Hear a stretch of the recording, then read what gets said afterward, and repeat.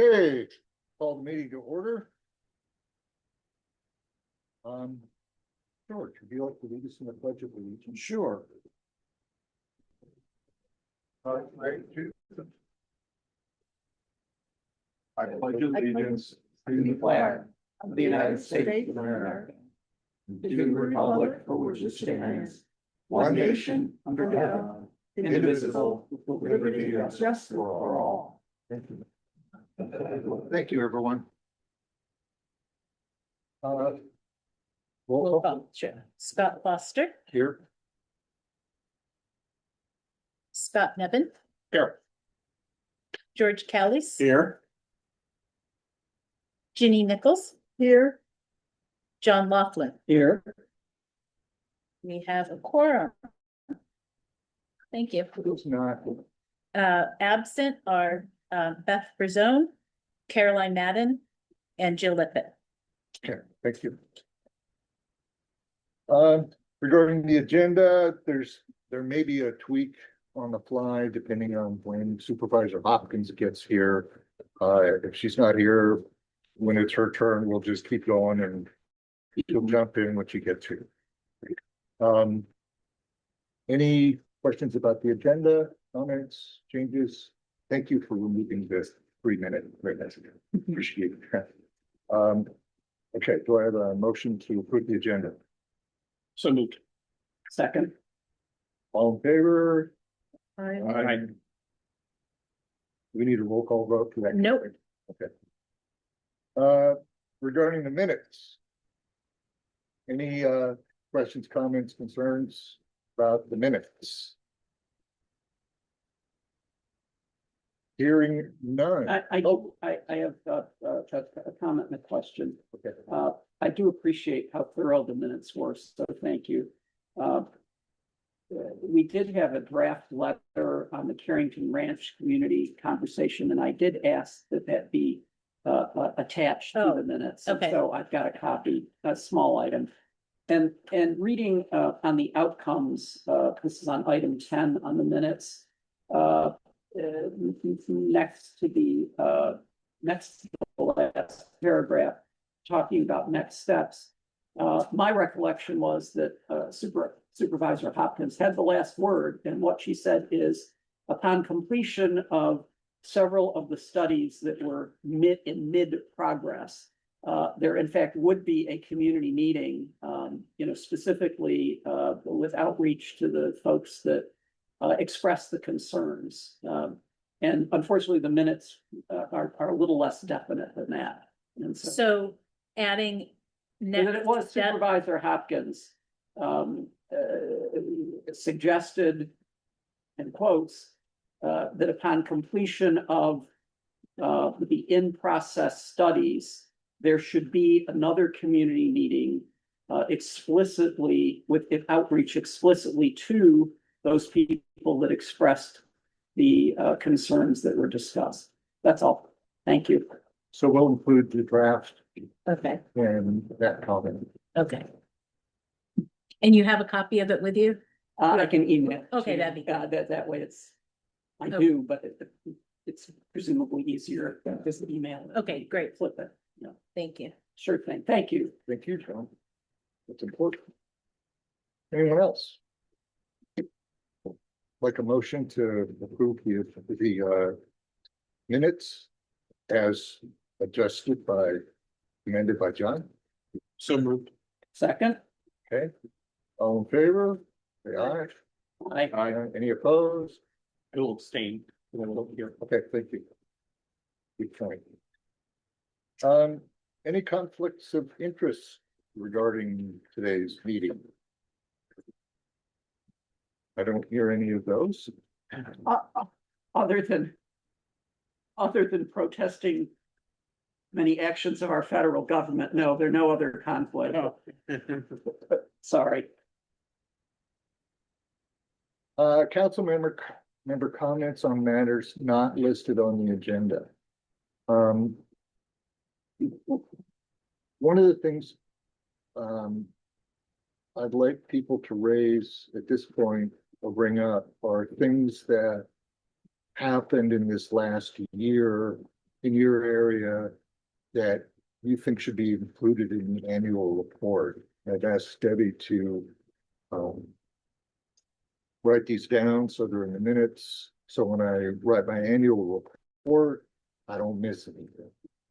So does anyone, I'll just go around the room, any comments on anything, but if there's a specific thing you'd like to have included in the annual report, be great. That are not already included in the minutes?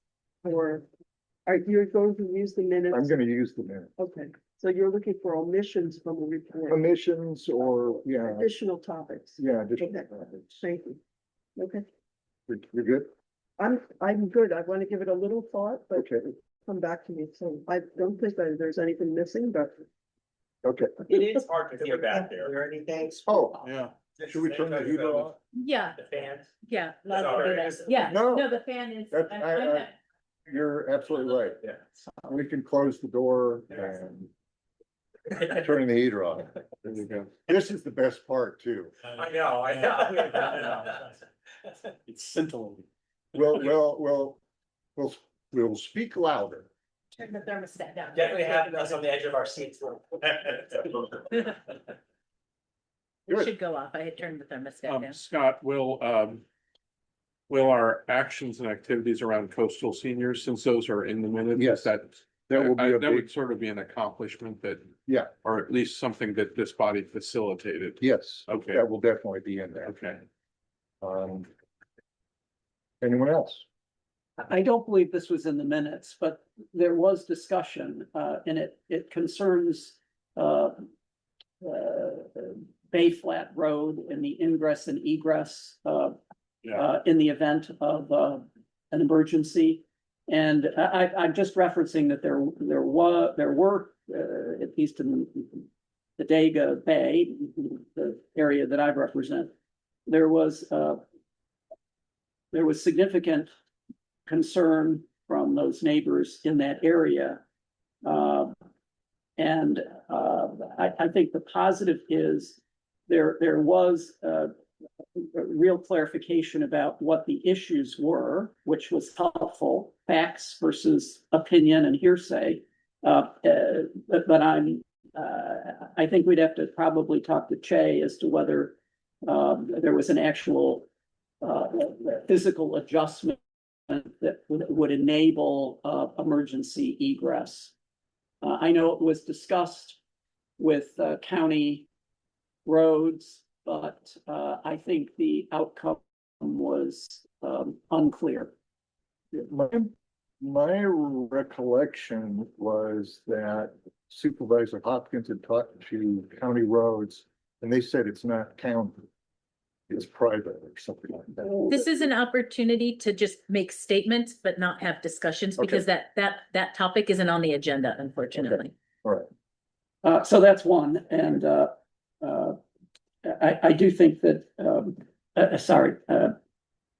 with the others are included in the minutes. That's the one I think that we did some good work to clarify, but I'm not sure it was resolved either to the neighbor's satisfaction or ultimately that there was sufficient capability to egress the area in the event of emergency. And what was the Bay Flat? That's the areas referred to, the Bay Flat Road, ingress and egress. Okay, thank you. Scott, do you have anything?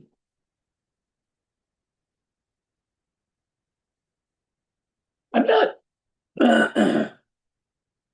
I'm gonna bring up one item, which, and George can probably speak to it as well, and it revolves around permitting of electrical, installations, PG&E in particular. PG&E, as it turns out, put in infrastructure in a view corridor on the Sea Ranch. And one of our diligent board members found out that that was not properly permitted. And they are going to move it. But that was us badgering PG&E. And I'm not sure how that goes through county, Okay. All right, but that was something, I mean, I never brought it up in any of the meetings. But certainly something that was, it affects the county, it affects people that transit through the county. great, thank you. A little bit more info on there too, the permitting issue. The permitting issue was that PG&E had not applied for a coastal development permit. Right. And they were within the coastal zone. And so it had not gone through the coastal commission permitting process. Anyway, so And it's been moved. No, not It's yet. in the process, It's- they will. it's They- supposed to- Again, yeah. we shouldn't have conversation during asking this for segment. Shouldn't- I'm asking, Yes, Okay. I'm asking for clarification. yeah, Okay, thank you. yeah, process. As a follow-up to, a CMAC meeting, that you chaired, Scott, and Bodega Bay, where it was a presentation of the various, organizations, providing, services to the community. These are volunteer nonprofit organizations. One of the positive outcomes, two people have mentioned this to me of that meeting, was that group is now, much more frequently communicating with each other about areas of common concern, where before it was, rather atomized. Everybody was doing their own thing, great credit, but getting everybody in one room, not only served the immediate need of sharing with the community, all the resources that are at work, but that group is now having conversations among themselves, which has been noted by a couple of folks involved. So that's a positive in the sense of you got it started, and some good things have subsequently come out of it. Great, that's great. Thank you. Yep. No, I'm good. You're good. I would have one, Scott, I think. This is more of a just informational, I guess, announcement, doesn't require any action or anything. Supervisor Hopkins was kind enough to invite. Actually, we were all invited in September when we met the incoming Director of Health Services. Thank you. I'm never sure the title, who's, I guess he's not a new person now. He's been around a few months. 6 months now.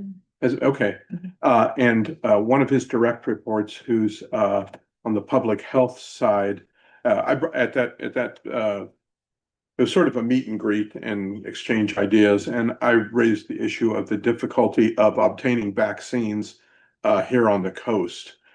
Mainly because right before the meeting, I went over to the Safeway across the street in Guerneville to get my COVID vaccine because there wasn't any place closer to get it.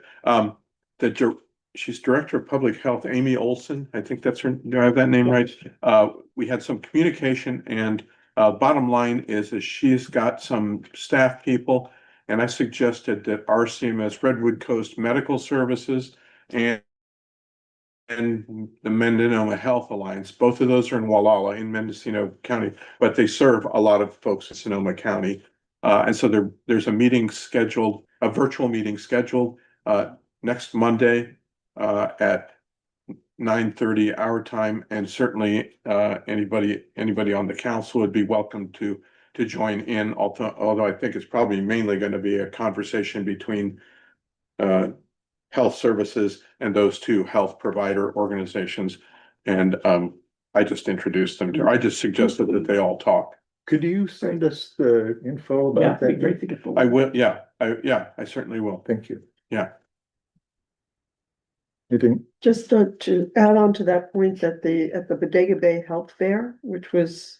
Yeah. There was a representative giving vaccines there. Yeah. So Maybe was it the people with the mobile clinic? It was not people from Mendocino. It Oh. was from a hospital in Santa Rosa. Oh, okay. And Okay. that was, I think, pretty well attended. Yeah. So, Yeah. just FYI. Anything else? Supervisor Hop, thank you for what must have been a grim drive afternoon, evening from Sacramento. If you want to sit, we don't have a podium, so you can have this. Yeah, pull up a stool. Yeah, that was my public comments too. Perfect. So starting off with some bad news, but hopefully tempered by some good news. So today a release went out from Doug Burgum, the Secretary of the Interior, essentially opening the Pacific Coast for drilling. So that was sort of hot off the presses today, but I do want everyone to know that at our most recent regularly scheduled Board of Supervisors meeting, we did pass a resolution reaffirming our opposition to offshore drilling and allocating $30,000 to the County of Santa Cruz, who is going to be sort of holding the financial space and the organizational space around a new local government coalition along the California coast to oppose offshore drilling. And the person who will be hired to spearhead that is our very own Richard Charter, who lives just a bit south of here and who was part of the original initiative many decades ago, which formed and passed policies all along the coast of California to prohibit or in the onshore infrastructure required for offshore drilling. So essentially we are reactivating that network. I'm in coordination with Supervisor Justin Cummins of Santa Cruz. And I believe that so far, I just actually saw a newsletter from him, and I think it was Humboldt, Sonoma, Marin, and maybe Mendocino and Santa Cruz and the city of Santa Cruz are kind of the original founders of this initiative, but we are hoping that especially with this most recent move from the Trump administration, that really spreads throughout the state of California. So we are officially part of that. I also wanted to let folks know that the county is currently accepting applications for 2 public seats on the governing board of a West County EIFD, or Enhanced Infrastructure Financing District. And the Public Financing Authority, or PFA, is the body that kind of oversees and really launches that initiative. And so it is the duty of the PFA to work with local communities to kind of describe the types of projects that they might want to be funded by an Enhanced Infrastructure Financing District. And as a reminder, the Enhanced Infrastructure Financing District is not new taxes. It is not, sort of new costs on property owners, but rather it is an opportunity to actually return to source the increased growth in property taxes going forward in order to be able to create, community parks, amenities, affordable housing, those kinds of things. And so it's sort of redevelopment 2.0. So it's similar to what redevelopment was, but with a kind of a new focus and a new opportunity to incorporate actually one of the counterparts and that kind of thing. Put on our future agendas to let the public know. Yeah, so we would be happy to do a presentation, and maybe there might be an opportunity for even the PFA to invite the MAC or to visit the MAC. Would I think be a really great idea. But in the meantime, we'd love it if there are any MAC members who are interested in applying. This information will be going out in our newsletter, which we'll be sending out tomorrow. Actually, just specifically, we're bumping up the usual schedule for the newsletter to get this information out as quickly as we can. So I would note that there's some information about that over there with the Awesome. papers. perfect. If anyone is interested in that, in playing, this is some good info.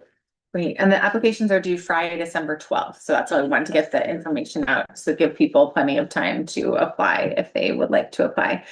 And then the other thing is that we are currently moving forward with the Sonoma County EV Master Plan. I admit that I had some heartburn over the fact that we're having yet another plan for where to install electric vehicle charging infrastructure when I could pretty much tell them where and you could all tell them where. And it is the coast and it is our rural communities that really have inadequate charging infrastructure. Nonetheless, we are assured by the CEO's office that this plan will actually get us shovel ready and hopefully draw down dollars to install EV charging infrastructure. So I am hoping that is not just yet another plan instead of actually doing the thing we know we need to do. But there you have it. There is a survey that is open through January 2026. And there will be a link in tomorrow's newsletter. This is being done with support of Caltrans, Sonoma County Transportation and Climate Authorities, and Latino service providers. So just wanted to share that information as well. And then finally, I wanted to let everyone know that in addition to being freshly arrived from Sacramento just in this moment, I actually this weekend returned from COP30 in Belém, Brazil, where I had the honor of being part of the California delegation, which there was no federal delegation because they don't believe in climate change. But I will say it was a really humbling and an amazing opportunity to just interact with other local jurisdictions from all over the world. And we're all facing very common set of problems. And we were able to kind of cross compare notes and bring back some good ideas, I think, that we can move forward on in terms of climate adaptation and resilience and mitigation. So it was lovely. So still a little jet lagged. I don't really know what time it is, but we're good. Just keep working. So any questions? Any questions from, yeah? I have questions on the EFID. I would like to know if I could find out what kind of involvement and commitment and, is in being part of that. Because it all sounds really good, and then you have to look at your schedule and see, do I have room to take on such a responsibility? And I don't find that information anywhere, so. Yeah. If I could if we could have a description of the role and the frequency of the meetings, et cetera, it would be helpful. Yeah, that's a great question. And that's something we can check with the CEO's office about. I think that the answer is a bit of it depends. That it's the kind of thing that, might meet more frequently at first and then kind of, spread out more over time. I believe that when Santa Rosa formed theirs, that they were meeting monthly. And so that was sort of the initial cadence, and then probably checking in with staff, in between those meetings and having conversations. The frustrating thing for me is that it involves 3 members of the Board of Supervisors and only 2 members of the public, and that's by statute, that's by law. And so I'll be one of those members. I have asked Rebecca Hermosillo and James Gore to be the other members. I would love to have more members of the public, because when you look at that map, we're not going to be able to find 2 people who represent all of those communities or even close, right? And so, that's also why I want to make sure that our MACs really participate in this process. And so I would like to kind of bring the PFA out to the communities, because we're not going to be able to have public members who represent all of, especially since, a couple of those members are going to be members of the board of members who don't even represent West County, right? So I think that the bringing people to the communities and allowing the communities to have voice will be really important. But I would also love it for MAC members to apply, since you already have that connection and kind of that big picture thinking for the coast and of course the river for the river. I have a question about EV chargers. I'm a proprietor here for a gas station. And is currently offering any programs about EV chargings over the commercial buildings? Yeah, Is there any program? so we did have a really big program, Cali VIP, and we were actually struggling to find places that would be willing to be open 24/7, which was part of the stipulations of the grant. But I can definitely check about the current status of the funding, both through the county, and then also we are working with Sonoma Clean Power as well. And I know Scott, you were involved in a lot of that advocacy as well, if you have anything to add.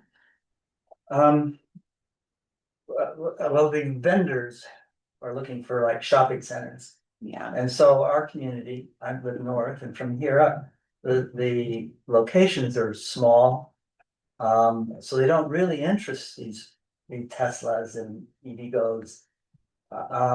Something I'm looking at and reaching out to Sonoma Clean Power is you can actually buy a unit and install it, work with, and collect the revenue.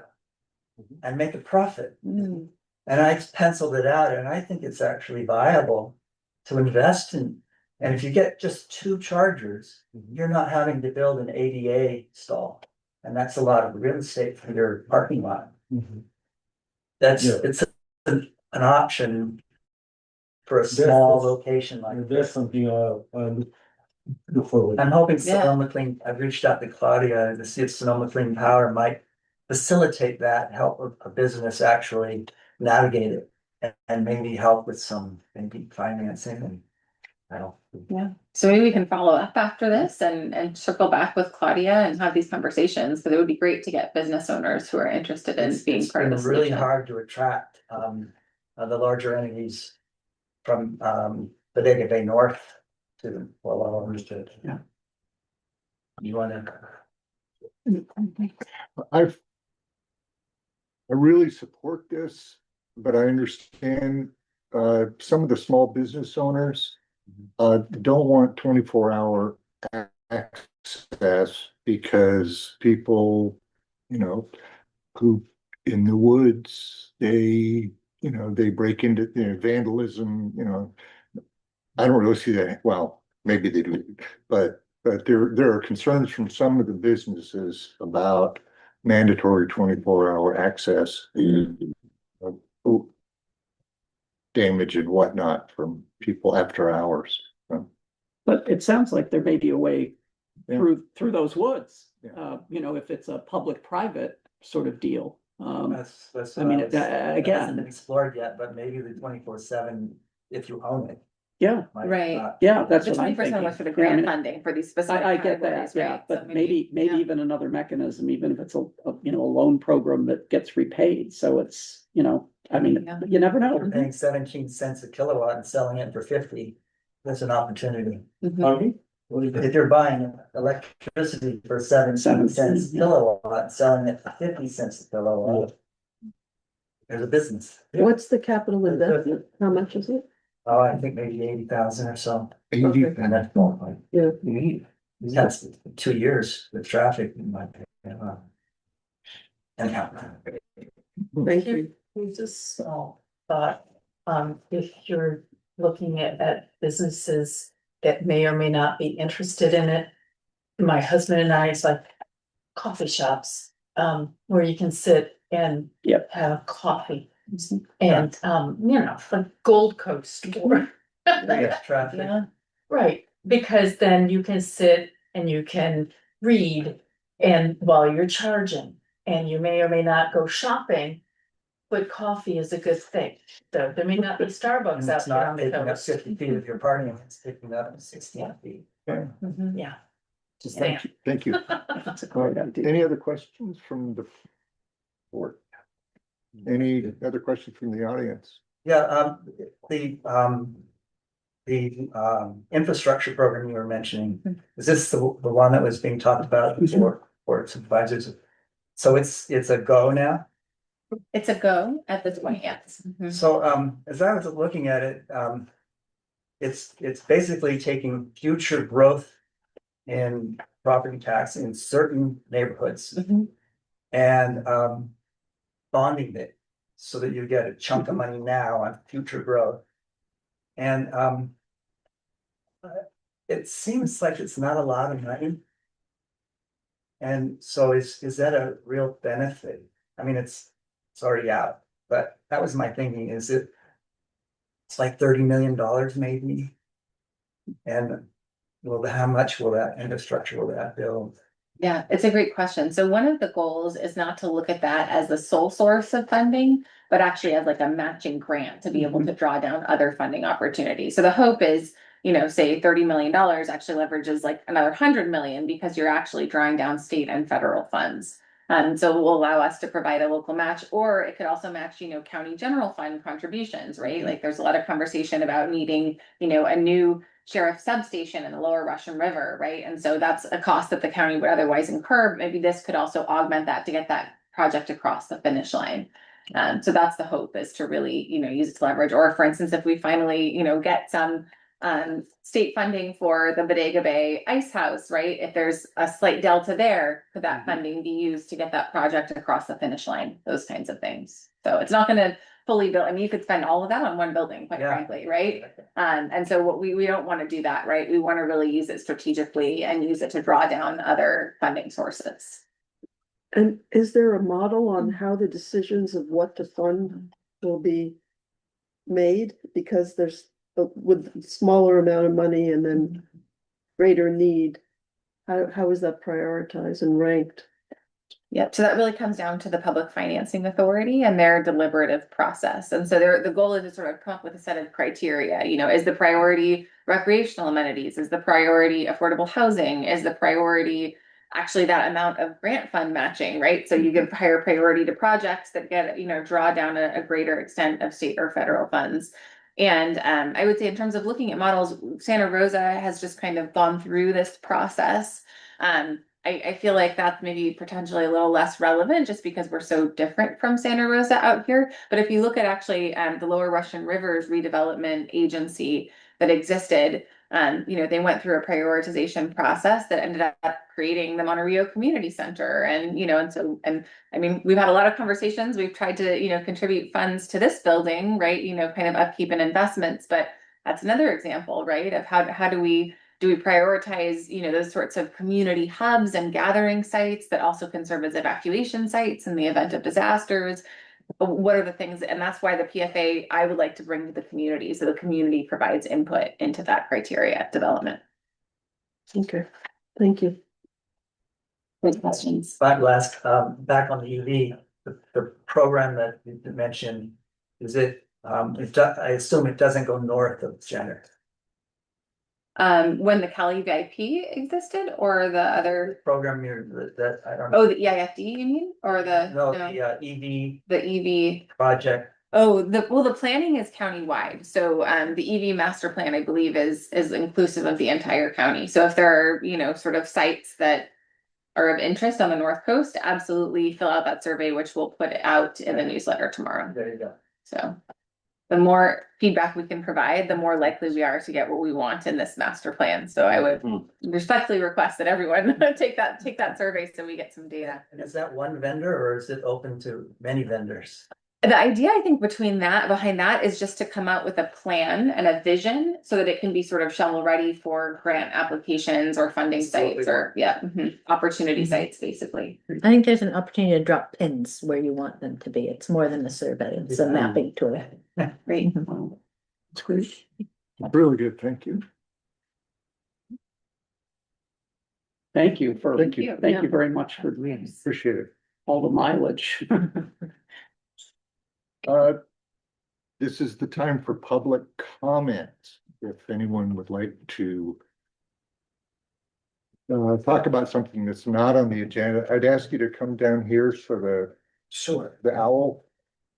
So one of the things, Could you introduce yourself? yes, I'm Rick. My husband Paul's here. Our buddy Ryan's here. We're residents here in Jenner.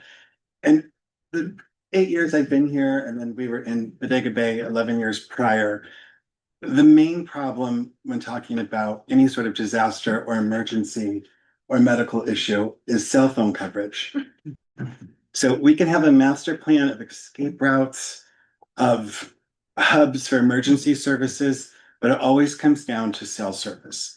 There was a handful of people I talked to tonight who wanted to come down, but their main issue was always cell service as well. And they're like, we bring this up all the time. Nothing ever gets done. So I just want to read some numbers. And this is a poor estimate because I wasn't able to get from basically the midsection of the coast from Timber Cove to Bodega Bay. So Bodega Bay roughly is about 750 to 800 emergency phone calls a year.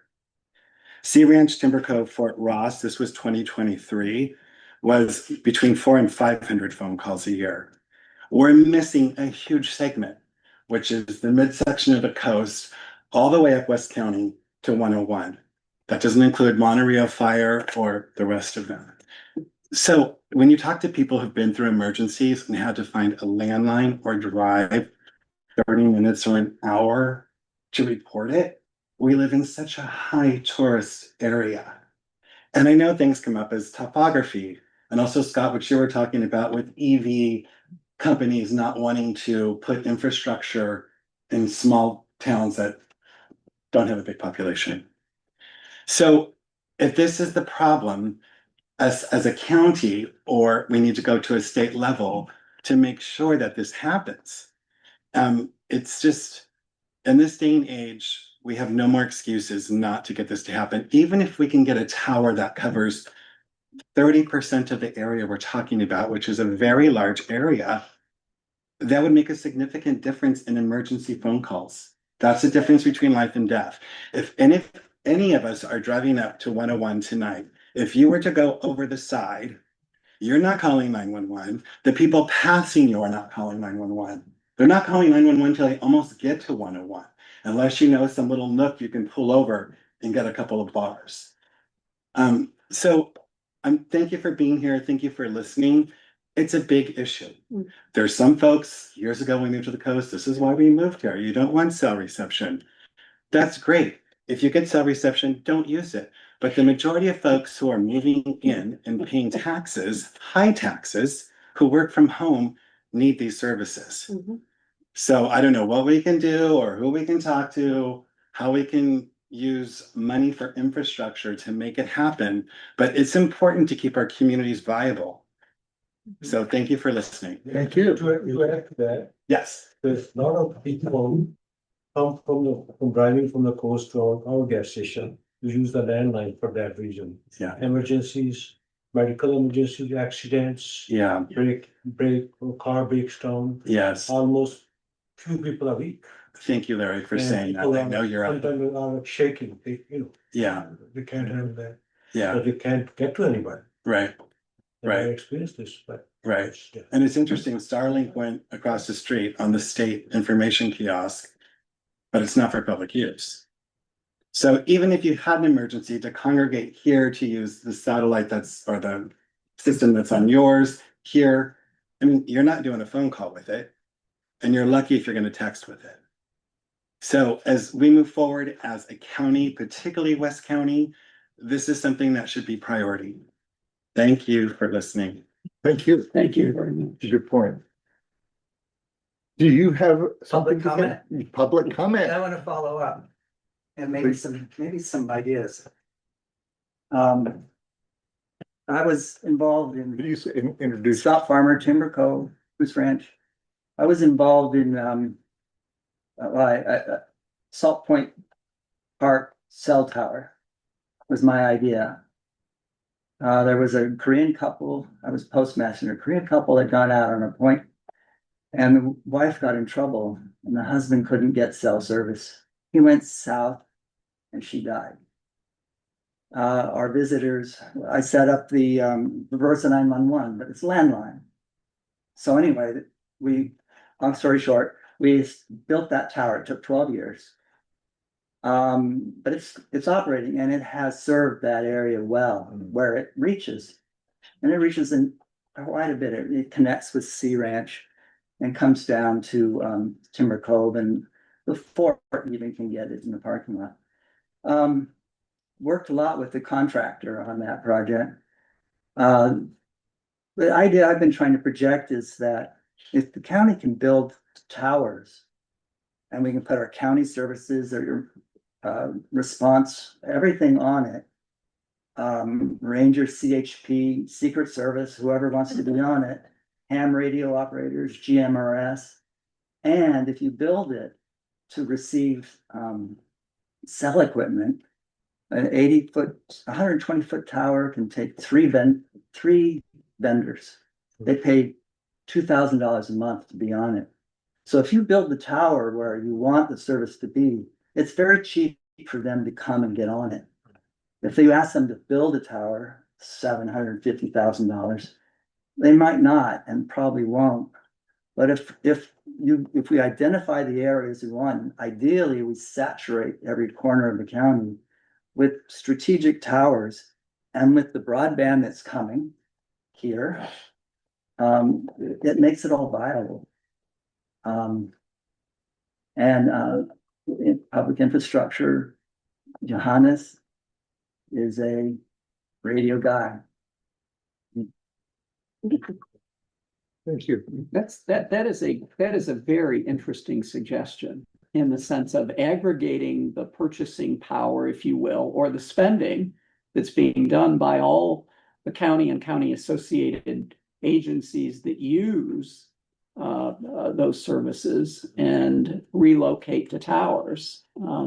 Has anybody, I'm curious, So I Supervisor. sort of flagged that this isn't on the agenda, so we can take the comment and we can bring it back as. an I'd like to make it agenda an agenda item for this next, Okay. an upcoming meeting, because I Sure. think that traditional approaches have obviously not worked terribly well, and this is an unconventional approach, and to get merits a discussion. I just, maybe we can consider this for the Brown Act purposes, sort of a bit of an adjunct to add on to the county update. That's correct. But following up on what Scott said, and I really appreciate everything that you shared. First of all, let me just say that telecom companies are a complete black box. And we have been absolutely unable to get to them to commit to extending service, whether that is broadband or whether that is cell service. And my frustration is that we will hear these, fraught appeals before the Board of Supervisors about cell towers when there's already another cell tower pretty much right next to it. And we don't actually get the applications for the places that have zero coverage. However, there is a bright spot, and that bright spot is that recently there was an application that I believe was approved by the Planning Commission in, I think it was the Hacienda area, which is that dead zone on River Road, right? And I don't know if it was a B Corp or a nonprofit or just some kind of a for-profit company that works closely with first responders, but the idea was they actually were building a tower so that they could entice those telecom companies to come on and put something on it. And so we could definitely follow back up with them. I love this idea of a public-private partnership. Maybe there are county land-owned, opportunities that we could identify along the coast for this, because I agree, it's a public safety concern and lives are lost.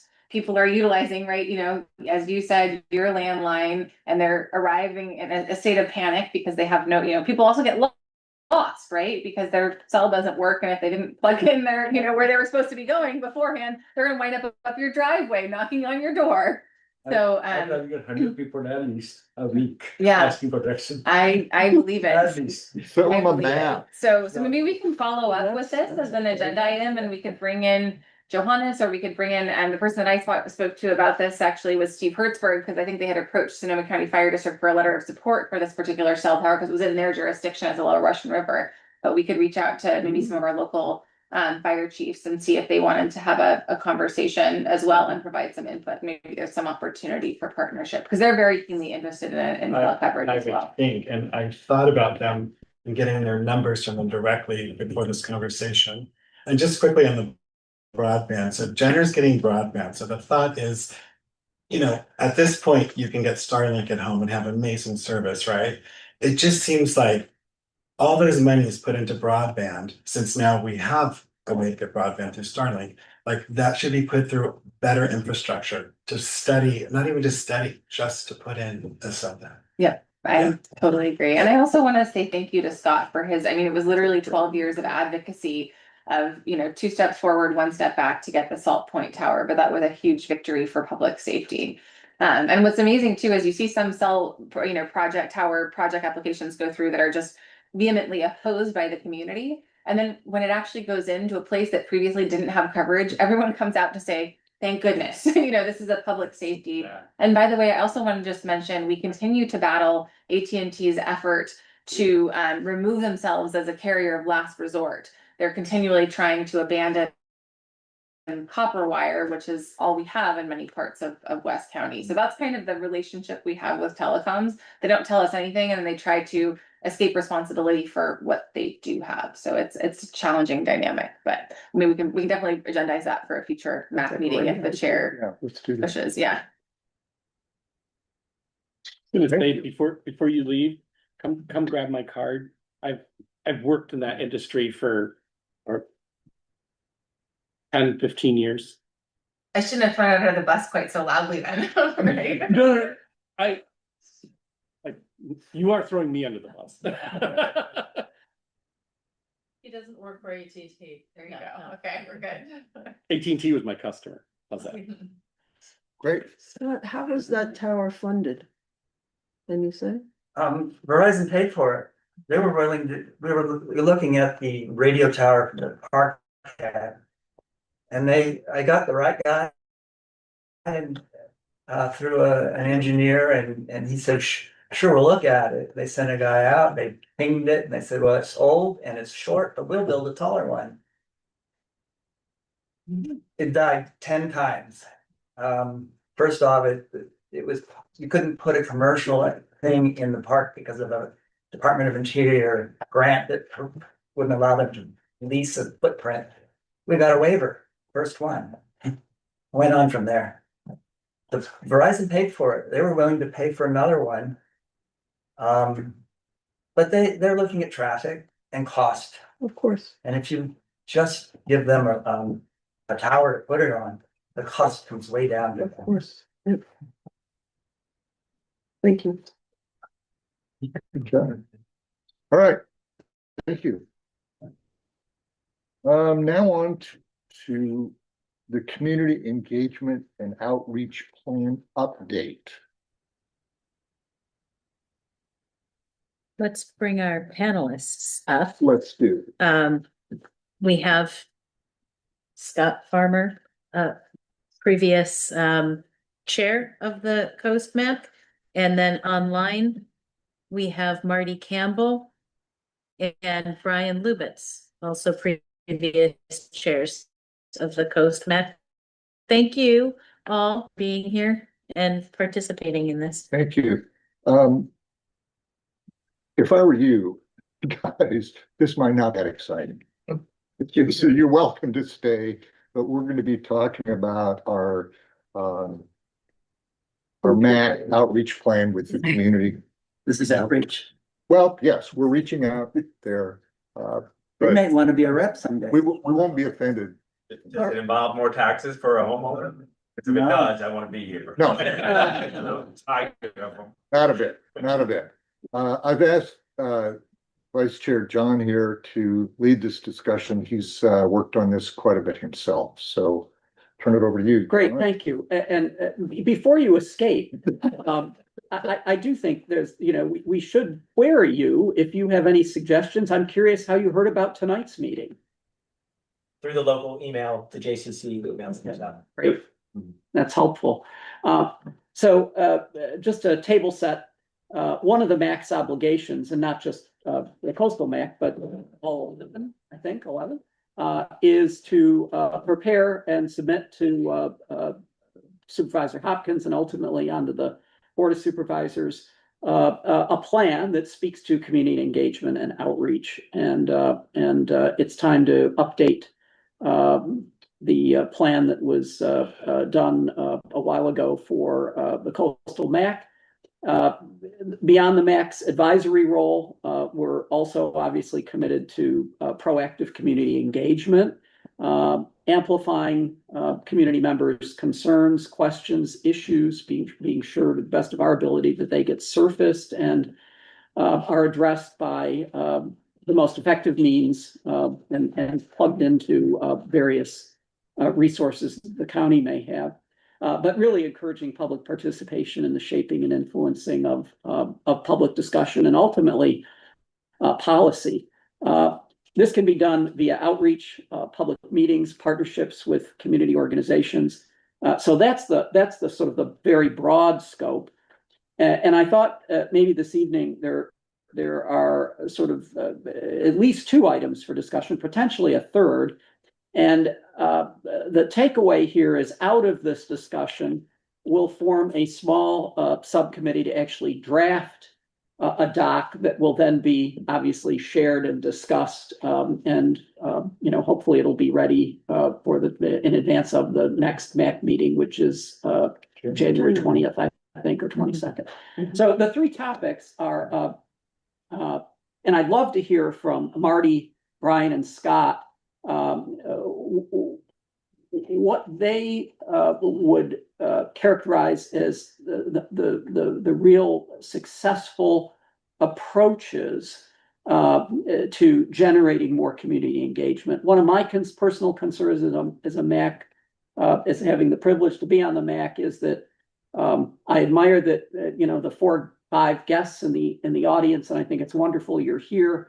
But how do we get 10 times that number at one level? I mean, that's sort of the goal.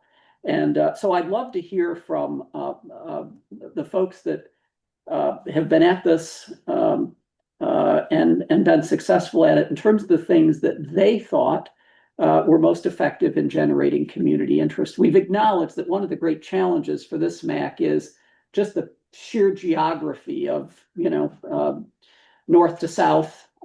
It's just a very large area. So maybe at a more general level for the whole MAC, or in your communities, what's been most effective? And then we'll obviously open it up. But that's one of the topics, yeah. So I wrote something so I'd be succinct. So I'll just read it. Relevance is key. Relevance grows from listening to and assimilating the thoughts, concerns, and contributions of our neighbors, neighborhoods, areas, and region. As a new council member, I believed you must set your private agenda aside and actively uncover and understand your communities. Attend all meetings, including water boards, HOAs, first responder boards, 501c3 groups, local markets, parks, fishing, and businesses. In other words, all the mover groups and shakers. We are surrounded by active people with focused interests. Listen to them and bring your enthusiasm. Your job is to weave these together to inform how you represent your community. Keep an eye out for the next MAC member and bring them along. Make it contagious. Relevance is measured by how our communities engage with MAC meetings. The agenda must be relevant. This means that not only is it a platform for available county services, it must also reflect our local and regional community voices. The MAC is an opportunity for us to speak amongst ourselves and with the county. District 5 staff and the MAC chair should keep a list of community expressed agenda topics and draw from it when establishing each agenda. Timeliness and location of the meeting should inform agenda items. Make it relevant to the local audience and get the word out locally too. It's a dialogue, not a speech. And then using us as an example, Timber Cove formed a steering committee from the beginning. It's a Timber Cove thing. This committee sponsored a coming together of the community to share and discuss everything and anything about our community.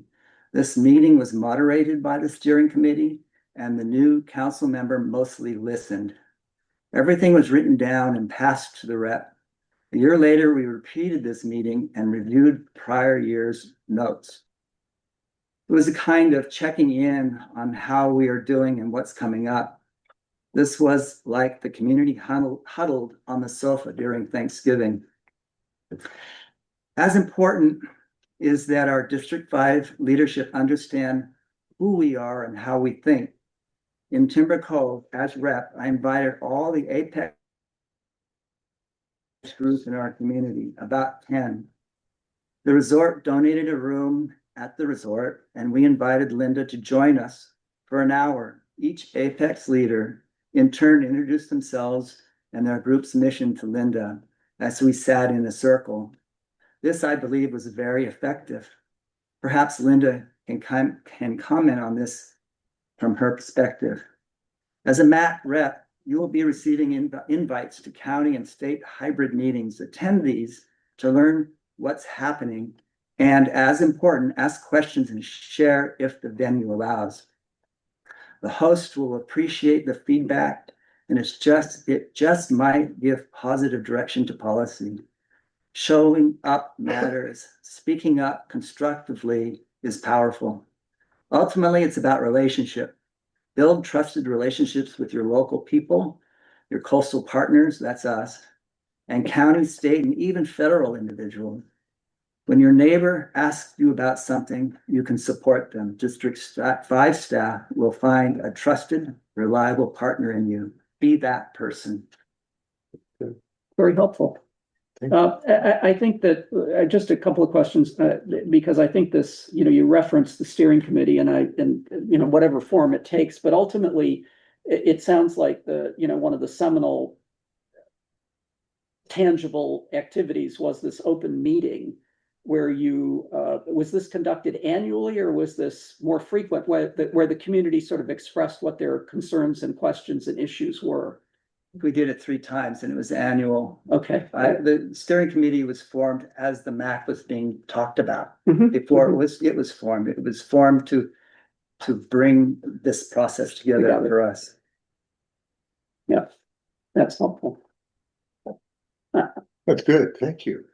Linda, Yeah, I just want to say, I felt like that was a very, very valuable meeting. And that, it's actually in some ways comparable to what we did with Nolan Sullivan, our DHS director, where we brought him in and we just brought in a whole bunch of different community leaders. And I think one of the challenging things is that I'm so grateful for the time that all of you dedicate to this, and you are volunteering your time, and you are busy people with busy lives, and we are all pulled in 100 different directions. But when you can get people in the same room at the same time to have those conversations, then follow up on the cell towers, or that's making those connections, and then following up is where the magic happens. And so I really appreciate the organization that went into bringing the leaders together to have that round circle conversation that we had, because I feel like that's always where those initiatives start to take root and then actually move forward.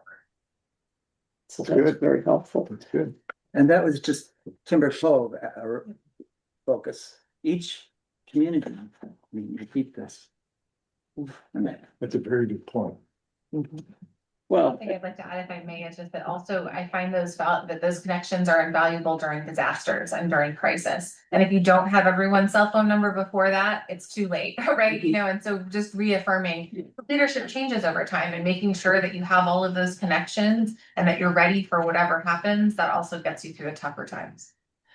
For example, in the pothole question, as a metaphor, I was in meetings with Johannes, and he's wonderful, and he's available, and you learn that, and you learn who and how. yeah, no, I'm just riffing off of both those observations, and I think one of the challenges that exists is this, because it is a volunteer organization, and people come on and off, obviously, the committee. It's that issue of continuity, and one thought is assembling a master list, presumably by community, of the community organizations and at least their current leadership and contact info.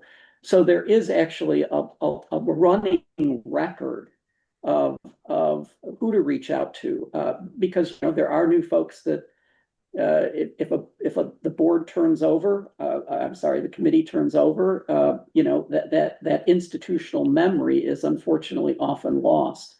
I also think it's it's the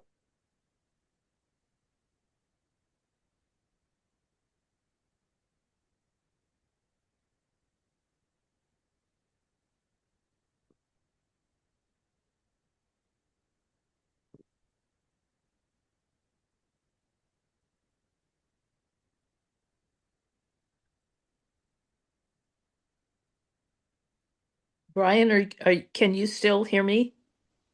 I can hear you. I think the Yeah. Yeah. Oh, wait, they're back.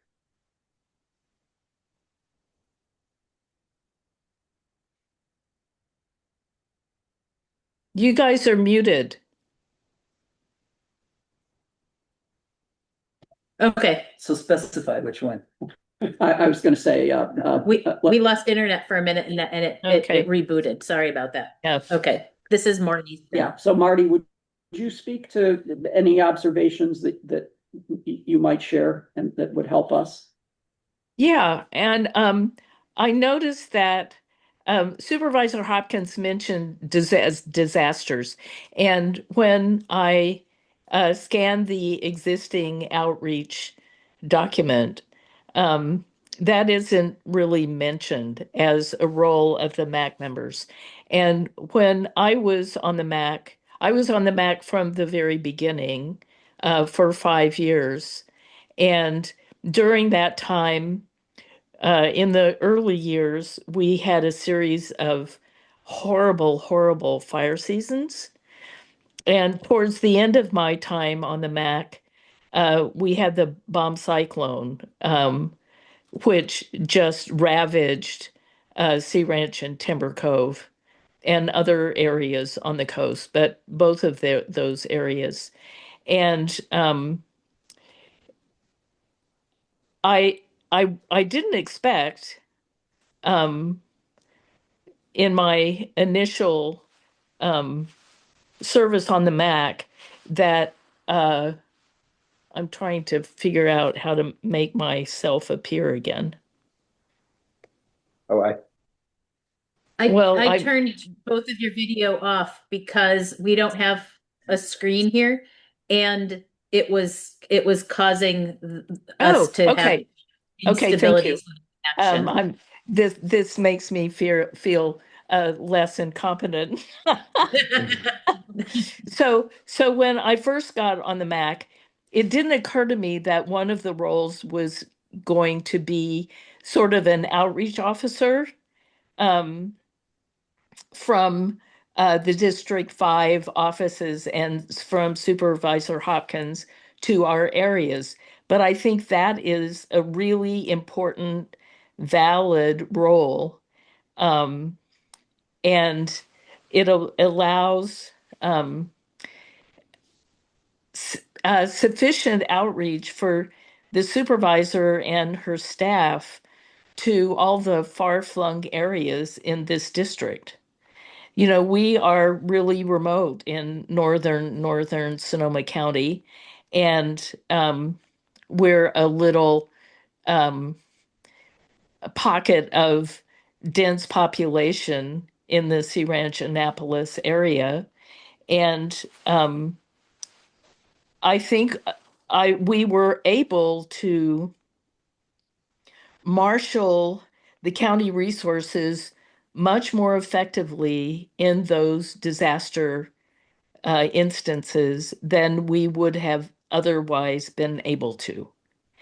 And it's as simple as um, Supervisor Hopkins and her staff knows who the MAC people are and knows the phone numbers. And at a time when they're going to be inundated with calls, they'll answer our call and establish that communication between the remote areas and the county area. And that is a really important role. And I think it should be called out in the list of roles that come into being in a disaster area.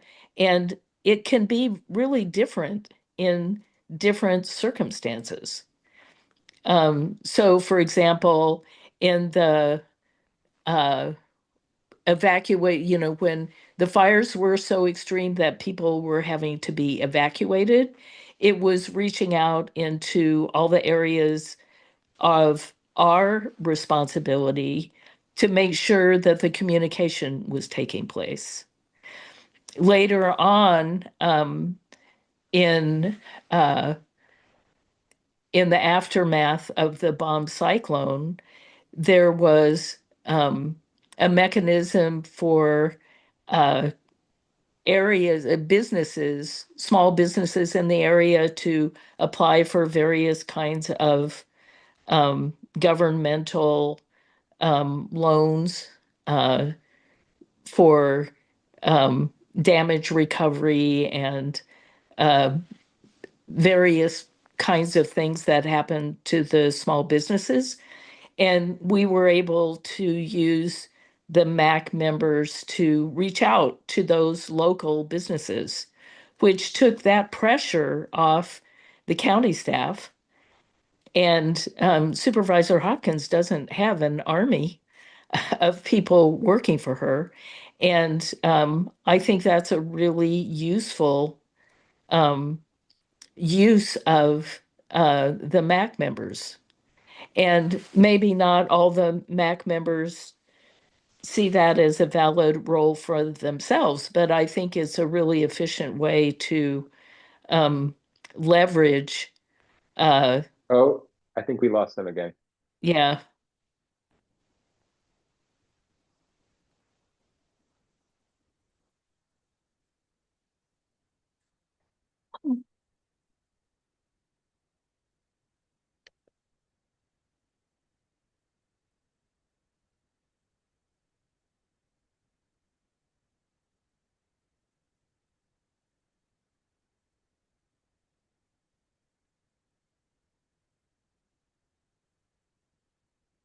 Perhaps Can you all to, hear us? Hey, it goes and one more perhaps. thing, I remember the first meeting I attended as a MAC member was actually before the organizational meeting of the first meeting of the MAC. And it had to do with a road race, a running race. I think it was running, that was being planned for the coast. And it was going to The bike close race. down Highway 1 on a Sunday for 8 hours, which would have meant that people in Bodega Bay, for example, couldn't leave their homes because the highway was going to be closed. And at that time, there wasn't any mechanism for the unincorporated areas to have an entity to be notified. And that's obvious now, but it's a great service for the unincorporated areas to um, give us a mechanism for dealing with that kind of issue, for example. And I think it's really important. I don't want to, Marty, are you done? Yeah. Okay, so I'm going to be brief because I don't know what's going on with the internet, but my basic take is the first thing is, oh, we lost him. Oh dear.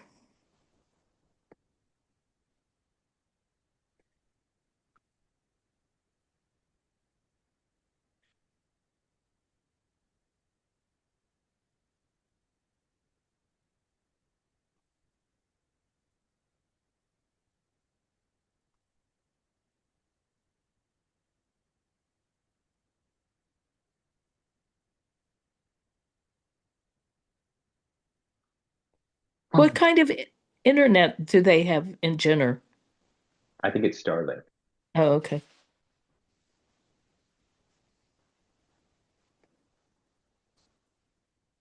Back online. Okay, Impact. okay, So is that Brian?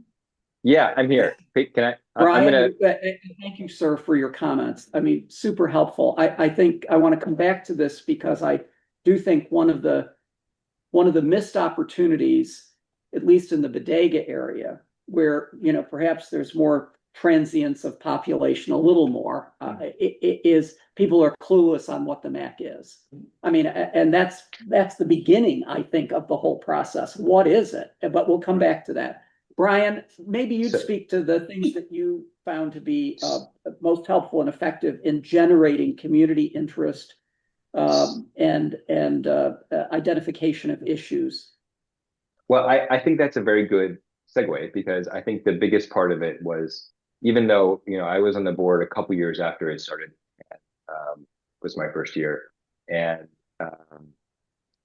I think a lot of folks didn't know what it was then or what its purpose. Can y'all hear me? It's breaking up. We're not hearing you well, Brian, and Call on the cell phone either, 'cause I know. It was only something. Tin can anybody? Well, that. Okay, well, maybe I'll email John with a few comments, but I will say really briefly, hopefully, like you can hear me. The two things were good. Hey, Brian, I'm gonna One- call you. Good luck. Yeah, Brian, you really are breaking. Yeah. Hello? Hello. Brian, this is Tracy. I'm joining remotely. I can Yes. hear you clearly. I think it's on the Jenner side of things that there's an issue. I am here. Oh, can y'all hear me? I can hear you, Brian. Hear you Now. remotely. Yeah. Okay. It just, we have an unstable internet connection. It keeps Okay. dropping. So should I So Brian, okay. try again, would you? You said you had 2 points. Should I think. speak through Scott's phone or should I speak through the Zoom? Yeah. Okay. Okay. I'm going to mute myself on the Zoom. We're not going to be able to, the online participants won't be able to hear. Oh, it's up to you. Okay. Well. Let's try to do it with, Brian, let's try to do it with the, We're gonna With use the Zoom Zoom. because it's public. Yeah, I got off the because internet. the online, Anybody else is on the If internet. anybody else is. yeah, we have Hang on. online Yeah, he's off. participants. Okay, Okay. Can you hear me? yes. Okay. Continues. So the first thing is the importance of recruiting new members so that we have a consistency. So somebody mentioned earlier the continuity. I think that is really key. I came on and both the people who were there before me rolled off at the same time. So I never really had that transition period very well. And I didn't really know what to expect when I started. I will say Scott Farmer was very helpful. Thank you, Scott. So I was able to get forward that way, but I think a lot of it is, making sure that people understand what their role is. But then another thing is, I think the biggest part of the role for me was ensuring that people was doing that outreach, because I think that is the most important part. A lot of what I did was I did reach out to the community via Facebook and email and all those fun things, that to both ask about agenda items and then also to ask about to make sure that people knew about the meetings. And sometimes you have to post or email or whatever, harangue people to come to those meetings. Maybe less so when we had the local coastal plan, and there was more controversy, and that was exciting. Yeah, so I think the two things that I would focus on are ensuring that the members of the MAC know that sort of the lifeblood of the MAC is actually that outreach to the community. And then the second part of it would be to ensure that basically when you do want to roll off, that you know who your replacement is going to be, so that you are training that person, helping to foster that person as they transition into that role. That's super helpful. Thank you for the observations. And Marty, I don't know if you could hear me previously, but also thank you for your comments and suggestions. They're very helpful. Okay, you're welcome. I guess I would ask. Thank you for making time this evening. I'd be interested in anybody's perspective on this notion of what are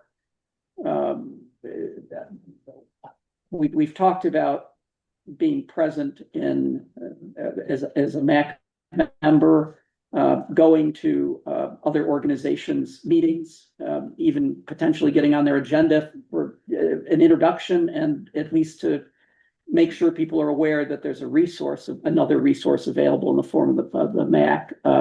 That's one thing. What are some of the other, Brian, you mentioned Facebook group and I know obviously we've got Nextdoor as another social mechanism.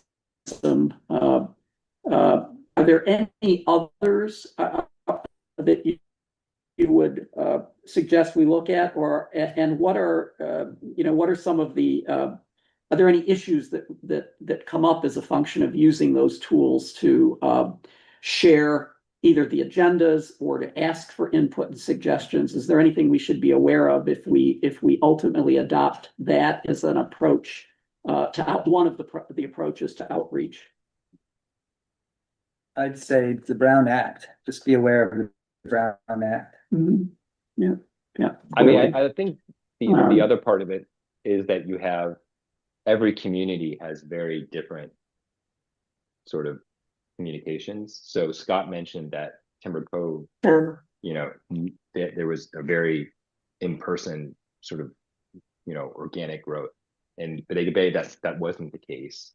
But we do have a very vibrant email list that is just members of the community which have organized that. So it's kind of not necessarily, high tech, but it is, just an email list with many members of the community on there, which may or may not exist in other communities, which I know there is one I know there's one in Timber Cove. But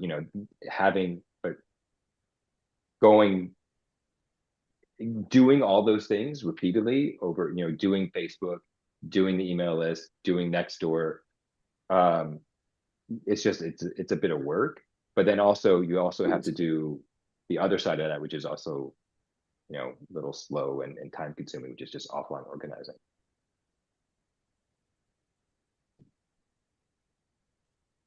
That's super helpful. I'm curious, anybody live and in color here or else online that hasn't had a chance to speak, any thoughts to add to this this very good list of things that we should factor into an outreach plan? I think there are other venues within each community as has been identified. But in Bodega Bay, there's a small chamber of commerce. There's our garden club. There's the different nooks and crannies within Bodega Bay, different parts of the communities. The HOA. The HOA, and also just networking with people, going out to talk with people on Bay Flat Road, for example, just meeting with them where they are. And in the community that you're in, going to Carmet, that's what I've been doing. Most of it has been sort of time consuming, labor intensive, but very good because that's where I feel I can make the most impact. And, and that's kind of, but it takes time and it doesn't happen quickly. So it's like gradual awareness raising and involvement. This is where I come back to this notion of the assembly of of the list, if you will, but there are actually multiple lists, one for Timber Cove, one for Bodega. The various regions in the sense of what are the critical organizations. That also goes to the issue of handoff and training your successor, or at least briefing your successor in terms of these are the folks that have been helpful. And then I come back to Scott's, impulse, which I think is a very, very good one. But it does require us, to be engaged, and that is some informal community listening sessions. That is how the Carrington Road conversation occurred, and it was, and we learned a lot from that. But nonetheless, it served its purpose in the sense of elevating an issue. But it's about getting out there and actually hosting an open meeting.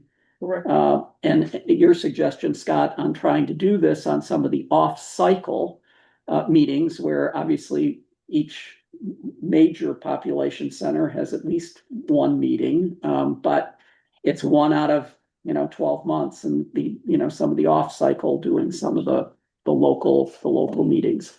Anybody have any other, Scott? I just wanted to follow up. You were touching on how do you measure our success. And we have to remember they are an advisory council. So it's about communication. And if we communicate well, we're doing well. And that's it's not hard the result is that things work well and that your voice is heard and that Linda's queries are well handled. And it's a relationship and communication, it's advisory. I can jump in. I really appreciate Marty going into detail about the disaster response.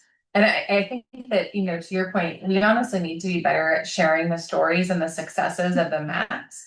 I mean, the fact that I could literally text a North Coast MAC rep and, within 12 hours, I was up there touring the damage, right? And hearing from local leaders and then being able to coordinate and communicate back to the Department of Emergency Management about what the needs were on the ground. That's invaluable.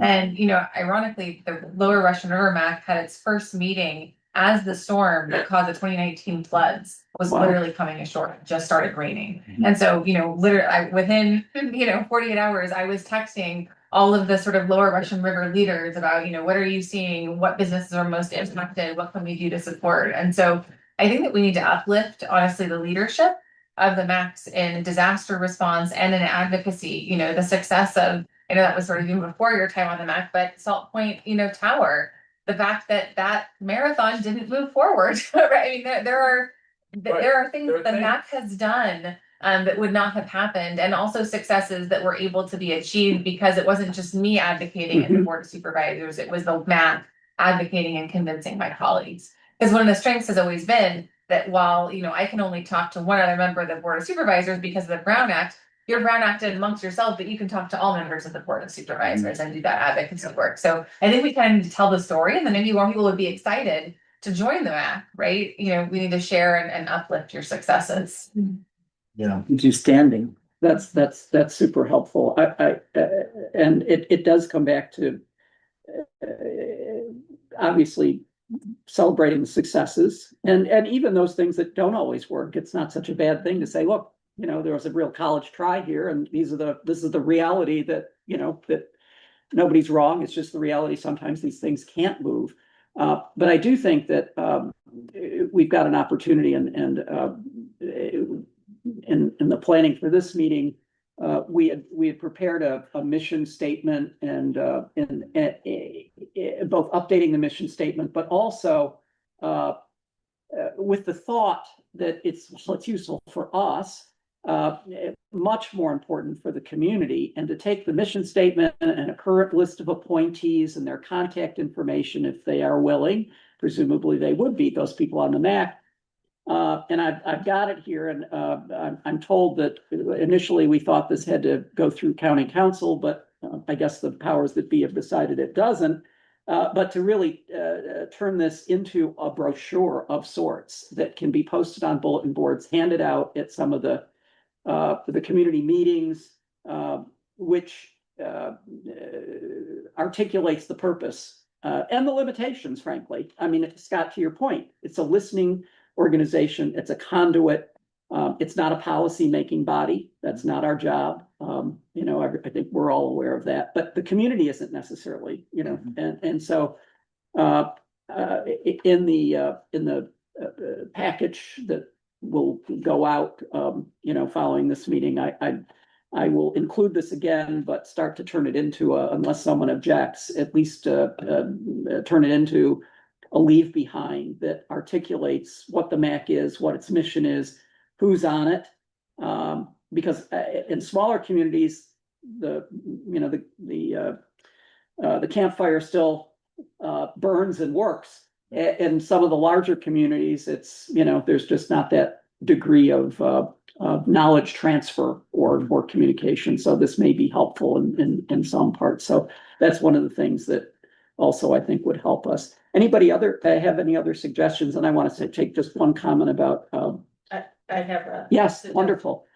Tell us your name, please. Linda McCabe. Linda, thank you. I live at the Sea Ranch, and thinking of communication tools that I think are better than Nextdoor, which I just delete those messages and I don't read them, is the Independent Coast Observer, which is the only coastal newspaper that covers from Jenner to Elk. And I don't think it covers Jenner as much as it should, but maybe if someone in Jenner were to contact them, they would, with stories, then that would be included more. And I think that, George, I know you've written articles for them and you have a connection.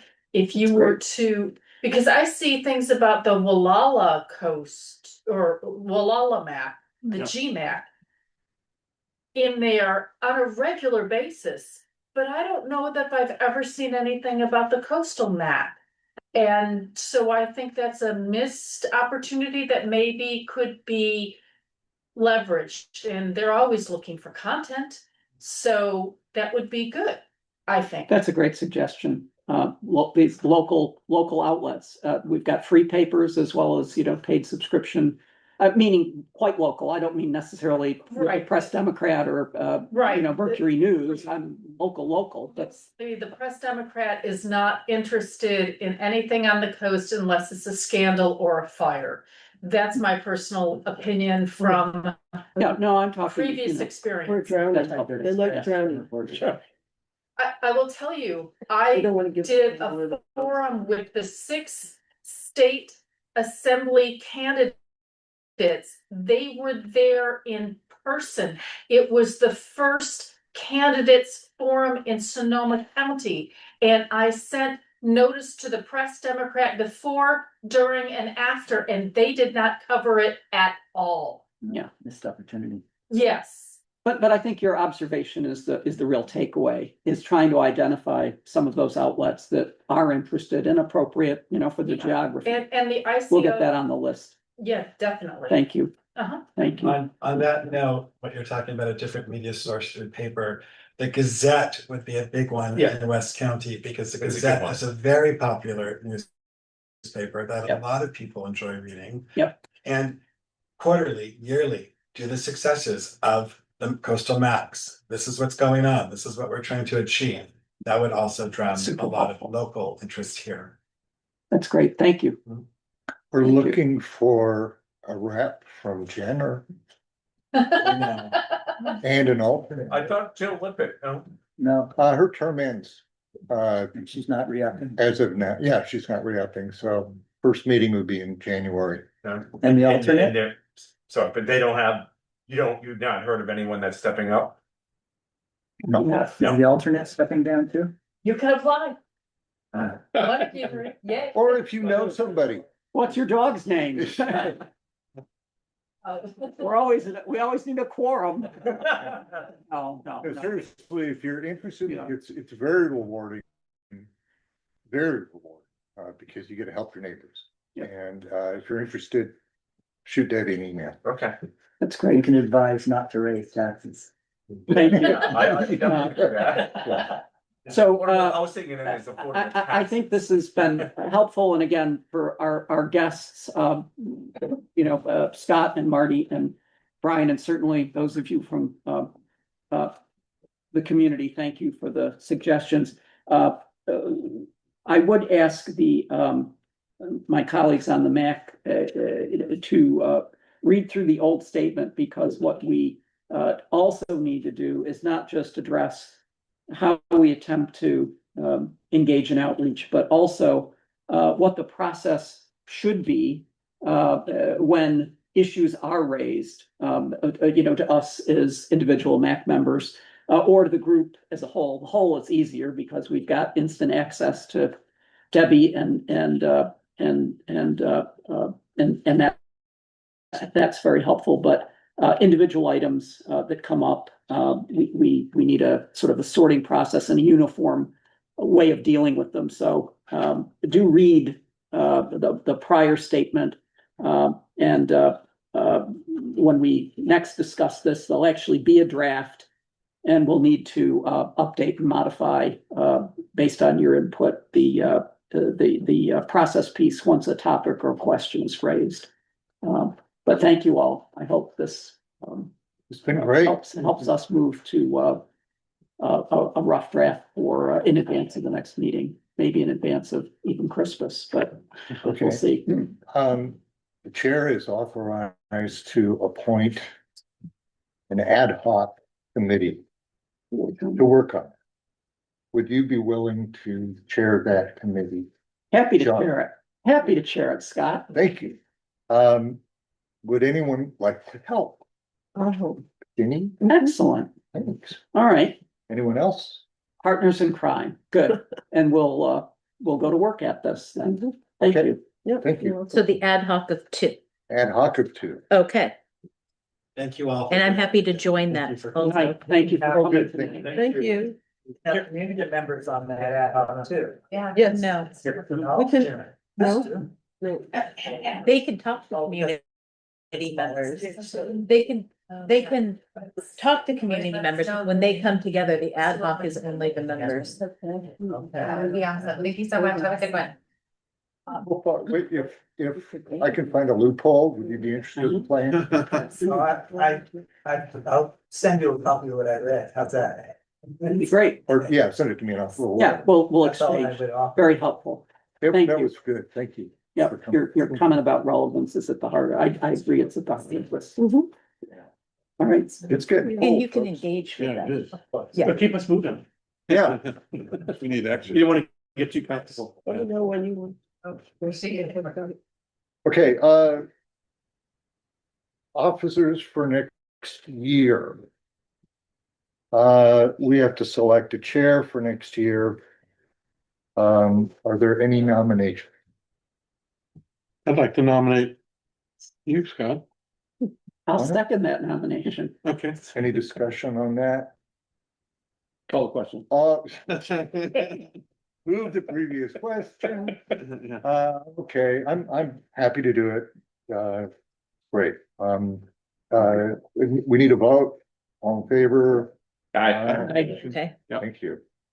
Okay, I would like to be referred to in the third person. The chair would. Hey, you. Okay, and okay, so we'll move on to the selection of the vice chair. Do I hear any nominations? I nominate John. John is nominated by Ginny. Is there a second? I'd second that. George seconds that. All in favor, say aye. Aye. Aye. Any opposed? Okay. And we're done with that. And I think that's it, right? Just the calendar for 2026. Right. Thank you. Yeah. Are we okay on continuing to move this up and down the coast? Are we going to the right places, you guys feel? I mean, this, Bodega Bay is as far south as we go, right? Or do we go to Bodega? We went to Bodega once. I mean. As long as we can find a facility that's ADA accessible and has stable. Yes. Yeah. Wi-Fi. You know, I think moving down to this end of the table helped. I stopped. Okay. You're in the Wi-Fi vortex. Yeah, I think, yeah. No, and I also but got so we off could the be- internet. That may have helped, you know. Oh, Shut off my phone. Yeah. And foil. but I don't think we're on the same one. Okay, so let's make January in Bodega Bay, move south. We don't have anybody here from south of Bodega Bay. I kind of suggested doing the in January, kind of in the middle. It's dark from Sea Ranch, Kind of a right? good point. All the way to Bodega. Yeah, And then in the summertime, you can do the polar. There's light still to drive. Yeah. Are we missing a March? We don't have to A March? determine meeting locations, Okay. Just just the dates for this item. Okay, And we can all right. hammer out exactly the locations as we move forward. Yeah, and anybody who has a suggestion on that, just send it to me or to Deb. Oh, I'm sorry. Um, Where are the dates? It's on page 3. H. Number 11. Page. Is everybody good with the dates? I was looking at the current one. There's only 6 meetings a year, Right. Here we go. so let's get them on our calendars now. So, you have no excuse. Okay, so, is there a motion to accept these dates? So moved. Second, please. Second. Okay, a roll call vote. roll, it doesn't have to Day be. of the week or? Oh, it says Still Thursdays. Still Thursdays? Yeah, And this is the last Thursday of the month? The exception of November, because that's Precedes would hit Thanksgiving. Okay, there was a discussion last time, I think, about moving to the last Thursday of the month, and we're doing that. Is that the idea? The fourth The fourth Thursday, so if Thursday. there's a Instead month of with the a third. fifth, With the it exception, wouldn't be yeah. the last, yeah, with the Okay. exception of November November. because of Thanksgiving. right. Okay. okay. Do we need to vote on this? Yeah, we had a motion from John and a second from Scott N. And a Okay, we vote. don't need a roll call. All in No, favor? Aye. Aye. Yep. Aye. Yes. Any opposed? Hearing none. Okay. Okay, and then vacancies, we gotta find some people, folks. We don't have anybody here from Jenner. Yeah. And I want to make, I just made an error, two errors on here. One, I left off that we need an alternate for Bodega Bay, and I left that off of here. And also I should have written the Sea Ranch and / Annapolis. That was a mistake. That's the whole area. Yeah. And so a representative or an alternate from Yeah. Annapolis would be welcome, as well as Sea Ranch. Yeah, I have an idea for that. But we can discuss that later for a wrap. Have we given up on the Pomo tribe? No, but we Representation? want to fill and Okay. sort of have a Full complement. have a full representation and then invite somebody to come on. But right now, with Okay. the quorum issues and everything, we thought it would be better to wait. Okay, Just a question here, that the maximum number of representatives that this body can have is how many again? It's 16 total. There's 9 plus 7 alternates. Oh, okay. Yeah, All right. so 9 at any meeting Nine as at any- representatives, Okay, yeah. Gotcha, Mhm. okay.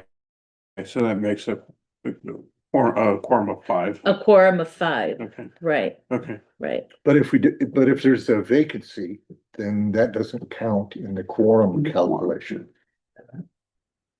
Right. If an entire area and, and there's no alternate for an area, then that area wouldn't count. So currently, the Kashaya role doesn't count towards quorum, Because there's no representative. Right. Yeah, okay, but the quorum is 5, because Okay. that still leaves us with 8. gotcha. Right. Everybody good with this? Yes.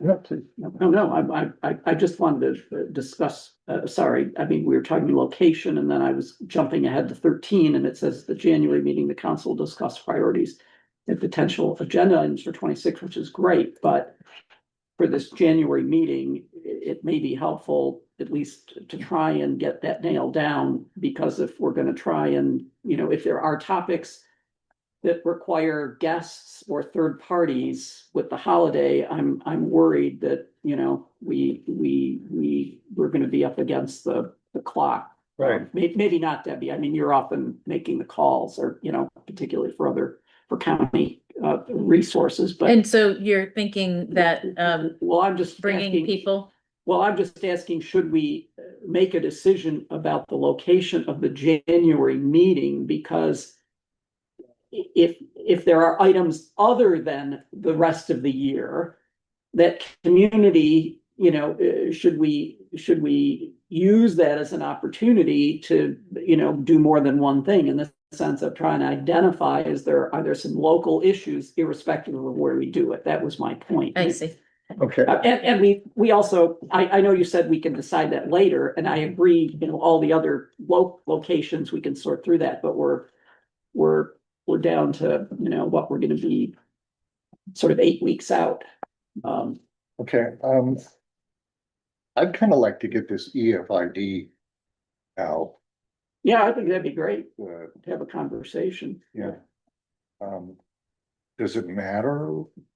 Scott has a good point of Yeah. minimizing the. Yeah, I line think drive, that's true. Yeah. Which means what, Timber Cove or Jenner? Yeah. that fair? Yeah. That's roughly the. It'll be Midway colder point. in January though. Right. Yeah.